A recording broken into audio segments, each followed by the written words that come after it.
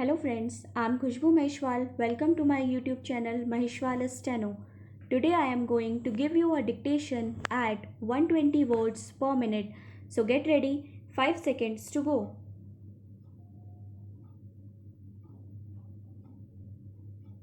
In this connection, I would like to mention about the circulation of money. The aggregate money circulated was of the order of rupees 7,000 crores, which has increased to about rupees 80,000 crores. Therefore, you can very well understand the impact of all these things. Now, much is being talked about the deficit of rupees 7,000 crores. I do not like to enter into it now, but what is that is causing me an anxiety?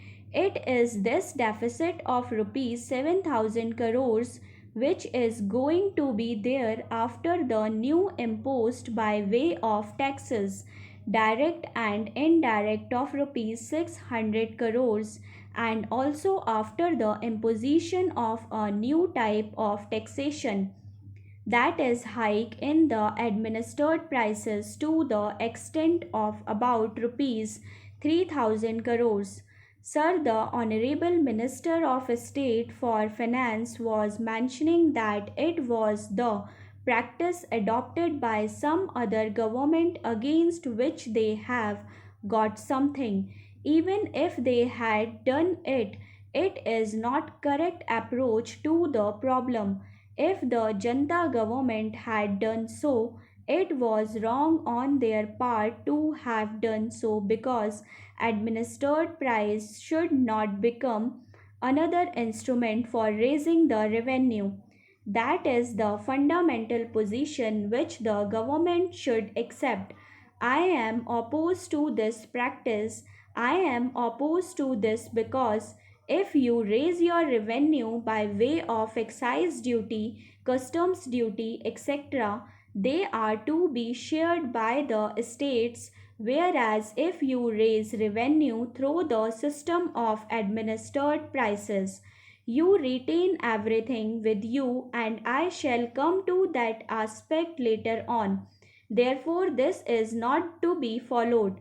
That why it is a different thing, but the states are being deprived of their legitimate share, and if they had been a part of that regular budget, the states would not be deprived of their legitimate share. Therefore, even hiking the administered prices has become a regular phenomena in revenue raising.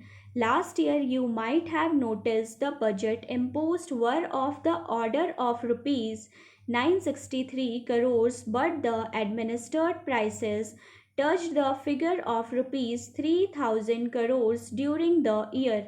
This is the revenue income by way of increase in the administered prices, which is more than 3 times or 4 times more than what we imposed on the people by way of regular budget imposed.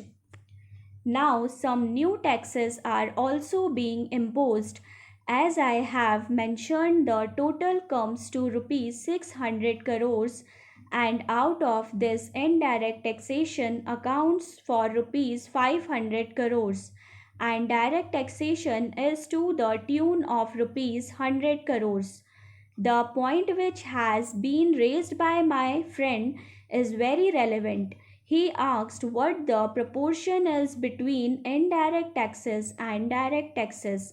According to my information at present, it is 80% for indirect taxes and only 18% for direct taxes.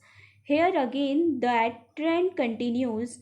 Out of a total of rupees 600 crores, taxes amounting to rupees 500 crores are of indirect nature, and taxes amounting to rupees 100 crores are of the direct type, and therefore the proportion comes to 8 to 1.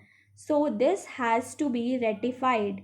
My last point, and I shall continue further, is that there is an obvious and ominous trend of centralization of economic power.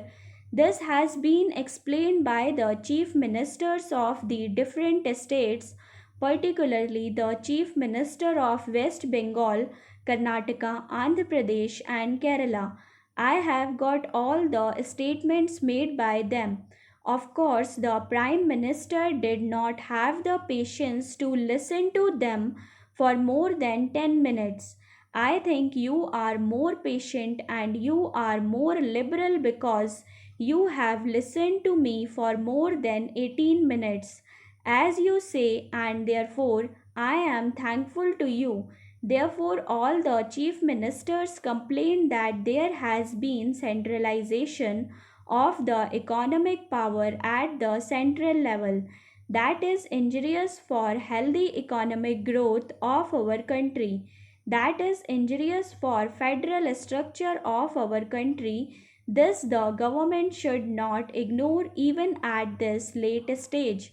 In this connection, I want to give one suggestion before I conclude.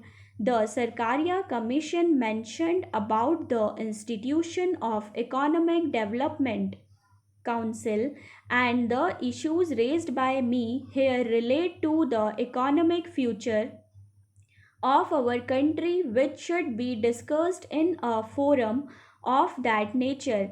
And I want that, in the interest of unity and integrity, in the interest of developing cooperative federalism for our country, in the interest of giving a new direction to our national economy, and in order to recast a new fiscal policy, it is necessary that there should be a council of that nature.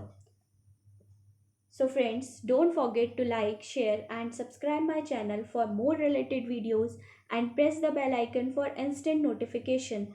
Thank you.